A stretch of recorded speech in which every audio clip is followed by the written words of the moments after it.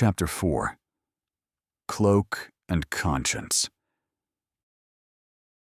Derek pushed the Nova to full speed through the dark alien corridor, the air whistling along the edges of his plasma blades.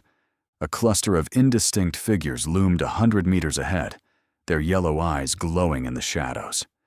Their silhouettes were vaguely humanoid, but grotesquely wrong, crawling on 4 limbs, twisted at unnatural angles. Derek zoomed in on one of them on the display. Its movements were sharp and erratic, like an insect's, with jagged black metallic parts jutting out from its misshapen body. Its face was a blank, expressionless mask, and the amber glows of the eyes were irisless, devoid of any emotion. Shreds of fabric clung to its frame, swaying with each twitch of its joints. On one fragment, he spotted the emblem of the local guards. A chill rippled down his spine. He'd seen his share of bizarre and deadly creatures across the galaxy, but these abominations carried a disturbing familiarity. They weren't just monsters cobbled together in a lab by some mad scientist. They had been people. "Hey, Vonda," he said, voice tight. "Those alien zombie things wearing guard uniforms. Got any guesses on what the hell happened to them?" "I don't know, Derek.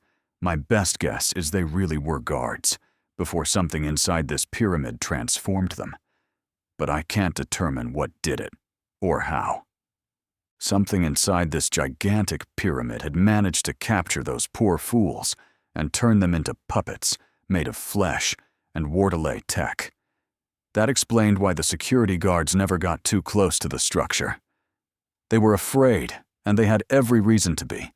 He probably should have turned back, too. There was no guarantee the Nova would be enough to protect him from creatures transformed by Worldbuilding technology. His heart hammered, the sound echoing through the armor. "You think the guards are somehow still alive in there?" "They're clinically alive," Vonda said. "Primary biological functions appear to be operational, at least from what I can tell through the interference. If you're asking whether they're aware of their condition, no one can say for sure. If they are, you'd be doing them a huge favor by putting them down." Derek swallowed hard. Got it.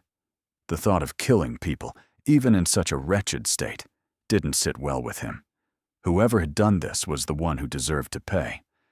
But Vonda was probably right. Ending their suffering was the kindest choice. The problem was, against Worldbuilding technology, it wouldn't be an easy task. It was time to put the recent upgrades of the Nova Armor MK7 to the test. Derek launched himself at the nearest cluster of creatures.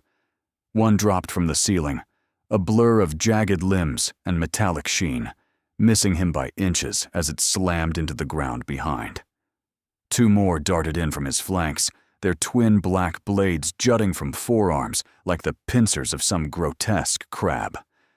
Derek swung his plasma blade in a wide arc to his side, slicing into something soft.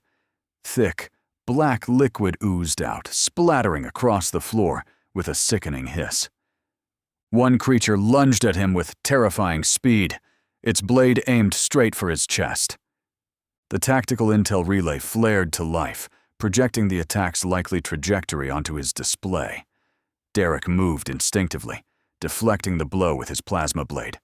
Sparks showered the space, momentarily blinding him, but he kept his focus locked on his target.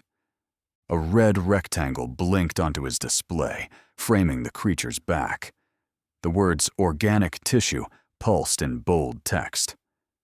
"Nice call, Vonda," Derek muttered, aiming a swift slash at the center of the rectangle.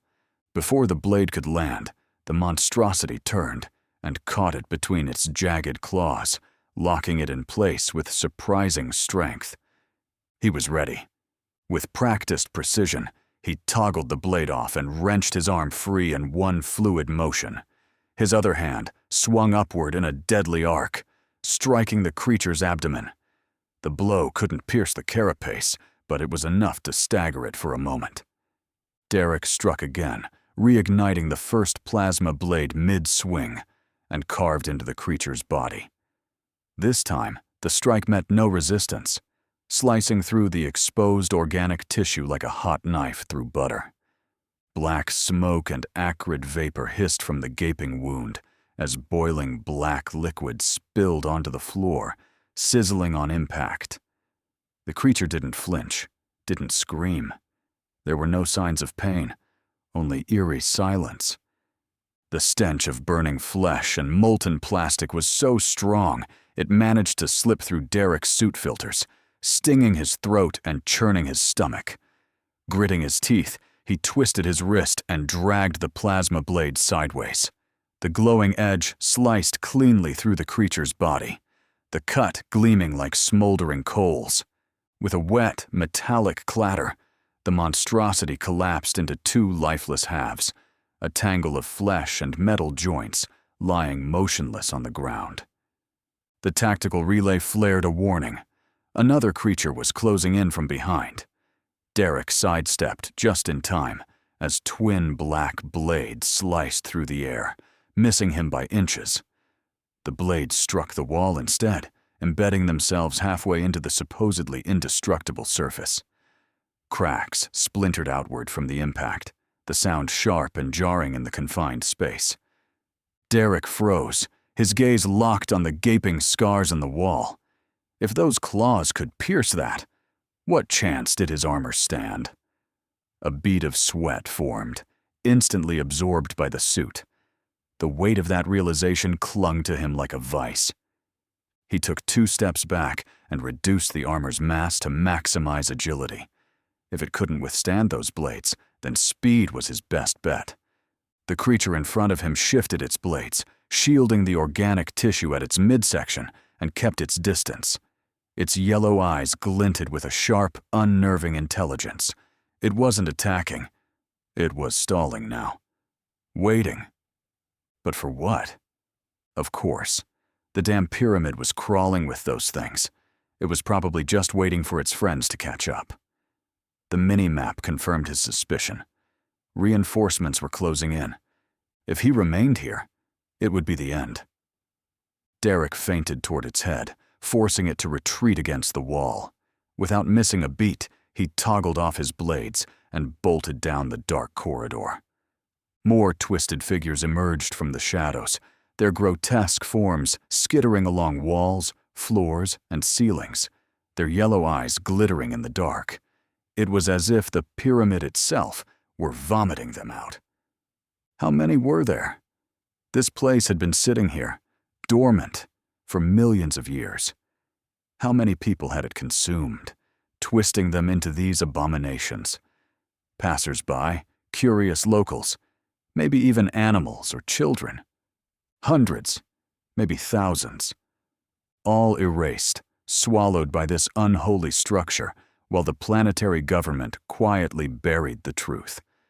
Not to protect its people, but to shield their fragile, pointless religion and hollow beliefs. Because not offending the Wardalai was more important than saving the lives of their own people. Derek clenched his fists, the suit's joints groaning under the strain. If he could, he'd gladly blow this entire building to hell. But even detonating the Nova fusion reactor wouldn't be enough to take down this monstrosity. It probably wouldn't even leave a scratch. "Derek," Vanda's voice cut through the chaos. "I detected a passage on the left, just a few meters ahead. I've marked it on the mini-map. Move before those creatures cut you off from there, too. Go, quick!" He didn't hesitate. He launched forward at full speed toward the shadowy passage, one he never would have noticed if it hadn't been marked on the mini-map and highlighted in neon on his display. Praise Vanda, Holy Mother of all navigation systems. He slid to a halt right in front of a group of creatures about to intercept him, sparks skittering from the armor's reinforced boots as they scraped across the hard floor and dove into the corridor just before they could reach him. 2 more creatures dropped from the ceiling behind him, their metallic limbs slamming into the ground with a deafening clatter. He pushed the leg actuators to full speed down the corridor. The echo of his armored boots thundered off the walls, probably alerting all of Gelkion 5 to his presence. But right now, he needed every bit of speed he could get. No movement was visible ahead, and the mini-map confirmed the path was still clear in that direction. The echo of their pursuit trailed behind him, but speed wasn't their strong suit, and he was quickly leaving them behind. "Turn right at the next junction. About 100 meters ahead, you'll reach a large chamber," Vanda said. Derek obeyed without hesitation. Big room, big trouble. But this wasn't the time to be picky. If he stopped or took a wrong turn, he could end up surrounded by those things again any second now. "Vanda, lower the reactor output back to 100%. I'd rather not explode now that I'm this close to the target." "Done." The overheating indicator dipped below the red zone, and his leg actuator slowed as the power scaled back. Not ideal, but better than detonating mid-run. He pushed forward, adjusting his stride to compensate for the reduced speed. "This place is a damn maze," Derek said. "Tell me we're close to the target." "Yeah, the artifact should be in that big chamber. But just so we're clear, even if you reach it, you'll still need to figure out how to get it out of the pyramid without, without being torn to pieces or turned into an alien zombie. Or, who knows? Maybe both." "Oh, really?" Derek said. "Good thing you're here to remind me of these little details. Otherwise, how would I ever survive on my own?" He sighed. "Still have no idea how I'm getting out of here. Maybe once I remove the Kalar node, all these creatures will just shut down on their own." "Of course, Derek," Vanda replied. "And maybe before they shut down, they'll serve you tea and cookies too, just to be polite." Derek grunted. "Do me a favor. Leave the sarcasm to me and stick to giving directions. I'm not a miracle worker, but I'll do my best. After the next right turn, you'll enter the artifact chamber. But I should warn you, I'm now detecting several life forms inside, besides the Kolar node." Derek groaned. "More crab zombies?" "No, it's something else. Something a lot bigger. I really need to stop asking you questions. You only ever give me bad news. Can you at least give me specs?" "Same composition as the crabs, as you call them. But I can't determine their form or armaments. The pyramid's interference is wreaking havoc on the Nova's sensors." Derek scowled. Whatever waited for him in the main chamber was undoubtedly there to guard the artifact. Sneaking in unnoticed? Out of the question. Fighting all those creatures alone? Even worse, especially with reinforcements closing in behind him. It seemed impossible. Unless... Vanda let out a theatrical throat-clearing sound. "I can practically hear the gears in your head turning. Please tell me you're not about to try one of your terrible ideas." Derek frowned. "I don't have terrible ideas. What are you talking about?" "It'll work. You'll see." "Tell me what it is." "I'll need the cloaking device," he said. "I thought we already agreed that piece of junk doesn't work. It couldn't even hide you from tourist guards. You'll get detected in a second." Derek smirked. "Exactly. I'm not following." The corridor's end loomed ahead. Derek slowed abruptly, transitioning from a sprint to a brisk walk before coming to a full stop. "Just disconnect the cloaking device and admire my genius, all right?" He scanned his surroundings. The corridor was eerily silent, shadows clinging to the walls like frayed drapes. He didn't have much time. Even if he'd managed to shake them off for now, it wouldn't take long before they found him again. "This should do. Is the device disconnected?" "Yes. You can retrieve it, though I still have no idea what you're planning." Maybe not even he did. His heartbeat thundered. If his plan didn't work, he wouldn't even have time to regret it. Derek commanded the suit's chest plate to retract, revealing a hidden compartment. Inside, an array of devices pulsed with rhythmic silver lights, glowing softly like the heartbeat of a mechanical beast. With deliberate precision, he pinched 2 armored fingers together and extracted the cloaking device, a stubby metallic cylinder, before sliding the panel shut. He turned it over in his palm, studying its scuffed surface. The marks of wear told a story of dubious reliability, and the faint outline of a logo, long since filed off by the shady vendor who'd sold it, did little to inspire confidence. How long will it run on its internal battery? About 30 minutes before its negligible effectiveness starts to degrade even more. Derek nodded. That'll be plenty. It only needs to last long enough to cause trouble. That thing's already caused trouble. I'm still waiting to hear this brilliant plan of yours. Derek sighed. You'll find out soon enough. Better not tell her just yet. She wouldn't have to wait long. It really was a good idea, but it was also a gamble. One that could go wrong in 1,000 different ways, and Derek had plenty of experience with that kind of thing. He kept moving, slowing to a relaxed pace as he headed toward the big chamber ahead. The creatures weren't closing in yet. Good. It was time to say what had been weighing on the back of his mind ever since he realized the things trying to kill him had once been human, and that the same could happen to him. Derek cleared his throat. Vonda, before I go, I need to ask you a favor. What? He swallowed hard. If this doesn't work, and they get me, I need you to detonate the Nova's main reactor before I'm turned into one of those things. There was a pause. Derek, I liked you better when you were your usual cocky, big-headed self.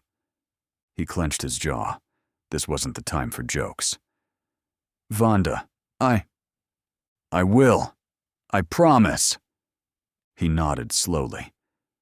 At least that was settled. Either he'd walk away with the Kolar node in his hands, or he'd blow up hundreds of those poor bastards, ending their suffering. Can't lose either way, huh?